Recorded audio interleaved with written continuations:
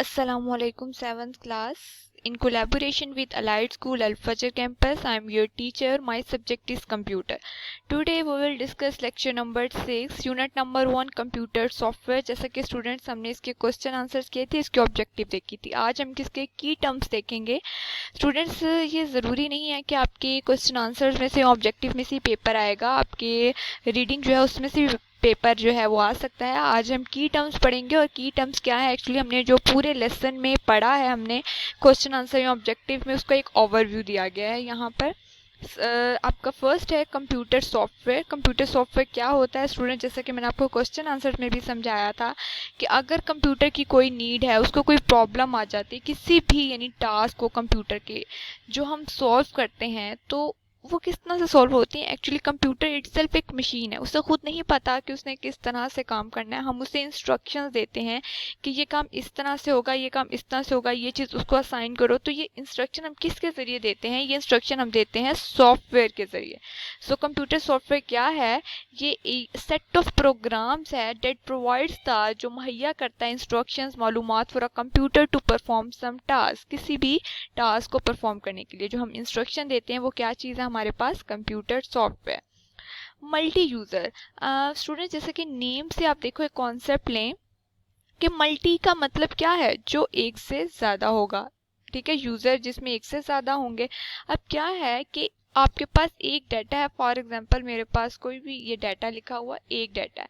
अब इसको एक से ज़्यादा पर्सन एक्सेस करना चाह रहे हैं, मल्टी यूजर्स यानी इसको यूज़ करना चाह रहे हैं तो यूज़ कर सकते हैं, और उसे हम क्या कहेंगे, multi user. It allows several user, several का मतलब कुछ, एक से ज़्यादा, टू एक्सेस पहुंचने के लिए the same data at same time. मतलब एक ही डाटा है आपके पास, सेम टाइम पे एक ही वक्त में आप चाहते हो एक से ज़्यादा यूज़र यूज़ करें, तो उसे क्या कहेंगे, मल्टी यूज़र.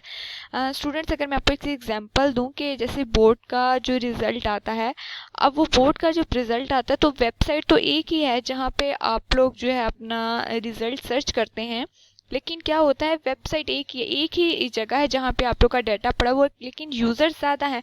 अब ज़्यादा सारे स्टूडेंट्स हैं, अबाउट लाख के करीब हैं, वो उसको सर्च कर रहे हैं वेबसाइट को, उस पर वो डाटा जो एक्सेस कर रहे हैं, तो वो क्या चीज़ है, एक मल्टी यूज़र है कि एक ही डाटा है और उससे ज़्यादा सारे यूज़र्स एक्सेस कर रहे हैं. सो स्टूडेंट, नेक्स्ट आते हैं मल्टीटास्किंग. इसका भी नेम से कॉन्सेप्ट लें. मल्टीटास्किंग का मतलब डिफरेंट काम. अब डिफरेंट काम की एग्जांपल कैसे हो सकती है, it is the ability to run two or more programs at the same time. Multitasking यानी मुख्तलिफ काम करना, एक से ज़्यादा काम करना.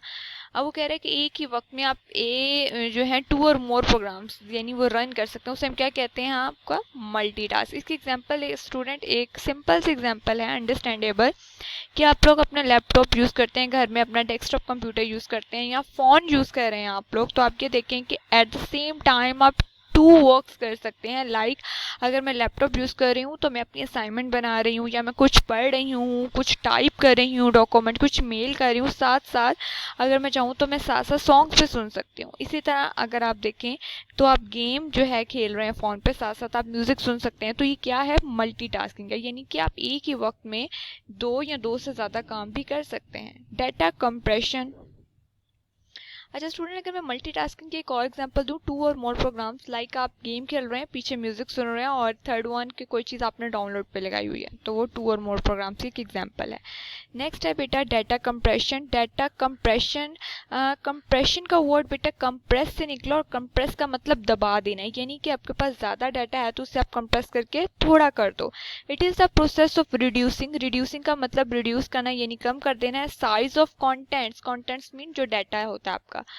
इन वॉल्यूम, वॉल्यूम में वॉल्यूम का मतलब उसका हुजम, यानी जितना ज़्यादा है आप उसको डाटा कंप्रेशन के ज़रिए कंप्रेस कर सकते हैं. नेक्स्ट है बेटा निमोनिक्स. बेटा ये MNEMONIC लिखा हुआ है, लेकिन इसको जब आप पढ़ेंगे तो इसकी प्रोनाउंसिएशन जो है वो यहाँ से शुरू होगी, mnemonics. Mnemonics. It is an alphabetical abbreviation used as a memory aid. Add is mnemonics. Mnemonics used for addition. अच्छा स्टूडेंट, अल्फ़ाबेटिक एब्रिविएशन, एब्रिविएशन किसे कहते हैं, जैसे कि आपने पढ़ा था कि एक वर्ड पढ़ा था आप लोगों ने, रैम. सो रैम की भी एक एब्रिविएशन है. रैम की जो अल्फ़ाबेटिक एब्रिविएशन वो क्या है, रैंडम एक्सेस मेमोरी. इसी तरह रोम पढ़ा था, रीड ओनली मेमोरी। इसी तरह बेटा ये जो उसने कहा हुआ है कि निमोनिक्स क्या है, ये किसी भी चीज़ की अल्फ़ाबेटिक एब्रीवेशन है। लाइक अगर आप एक वर्ड लें ऐड, तो ऐड जो है वो किसकी एब्रीवेशन है, एडिशन की। ADD stand for addition. इसी तरह से बेटा एक इसकी एग्जांपल है SUB, आपने पढ़ा होगा। SUB किसे कहते हैं, सब्ट्रैक्ट करने को, यानी दो चीज़ों को माइनस करना। अगर लाइक अगर मैं लूँ 2 - 2, तो ये क्या है आपके पास, सब्ट्रैक्शन है। और इसको जो शॉर्ट फॉर्म में निमोनिक्स के जरिए लिखेंगे वो आप लिखेंगे SUB। वैसे ये क्या है, सब्ट्रैक्शन। नेक्स्ट है बेटा DBMS, database management system is a collection of data and other related information.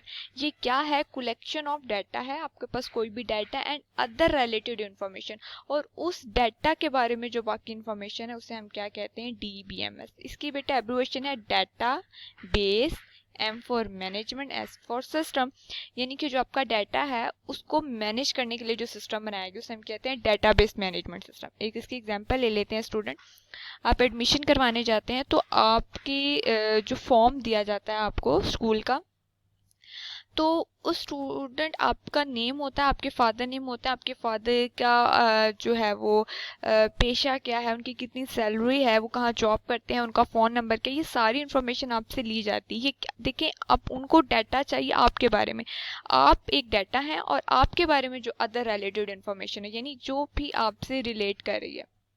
So database क्या है कि किसी भी जो है, लाइक आप एक पर्सन है तो आपके बारे में इंफॉर्मेशन आपसे रिलेट जो कर रही है, आपके फादर मदर का नेम का CNIC, ये सारी इंफॉर्मेशन कहाँ स्टोर होती है, डेटाबेस मैनेजमेंट सिस्टम में, उसको वो जो है मैनेज कर रहा है। सो स्टूडेंट्स, आपका जो लेक्चर है वो यहाँ ख़त्म हो गया है।